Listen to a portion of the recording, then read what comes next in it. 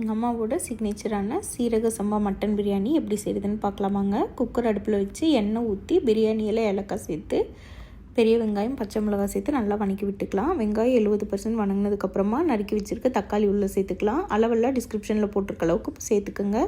இப்போ தக்காளி நல்லா இந்தளவுக்கு வதங்கினதுக்கப்புறம் இந்த இஞ்சி பூண்டு பட்டை கிராம்பு சோம்பெல்லாம் வச்சு ஒரு பேஸ்ட் மாதிரி ரெடி பண்ணி உள்ளே சேர்த்துக்கலாம். தண்ணி சேர்க்காமல் அரைச்சி எடுத்துக்கோங்க. அது சேர்த்து வதங்கினதுக்கப்புறம் ஒரு கை அளவுக்கு மல்லி புதினா சேர்த்துட்டு பிரியாணி மசாலா வரமிளகாய் தூள் உப்பு சேர்த்து நல்லா எல்லாமே சேர்ந்து கலந்து விட்டுறலாம். இப்போ கழுவி வச்சுருக்க மட்டன் 1/2 கிலோ உள்ளே சேர்த்துருக்கேன். எந்த டம்ளரில் அரிசி எடுக்கிறோமோ அந்த டம்ளரில் 1 டம்ளர் அரிசிக்கு 1.5 டம்ளர் தண்ணி எடுத்துக்கலாம். 2 டம்ளர் அரிசி எடுக்கிறேன், ஸோ 3 டம்ளர் தண்ணி சேர்த்துட்டு இப்போ ஃபஸ்ட்டு மட்டனை மட்டும் தனியாக குக் பண்ணி எடுக்க போகிறோம். இந்த மசாலாவோட மட்டன் ஒரு 8 விசில் விட்டு எடுத்துக்கலாம். உங்கள் மட்டனுக்கு நார்மலாக எவ்வளோ குக் பண்ணுவீங்களோ அவ்வளோ குக் பண்ணிக்கோங்க. இந்த கேப்பில் அரிசி ஊற வச்சுக்கலாம். இப்போ ஒரு 8 விசிலுக்கு அப்புறம் மட்டன் நல்லா வெந்தாச்சு. மசாலாவோடு கலந்ததுக்கப்புறம் இப்போ அரிசி தண்ணி வடிச்சிட்டு உள்ளே சேர்த்துக்கலாம்.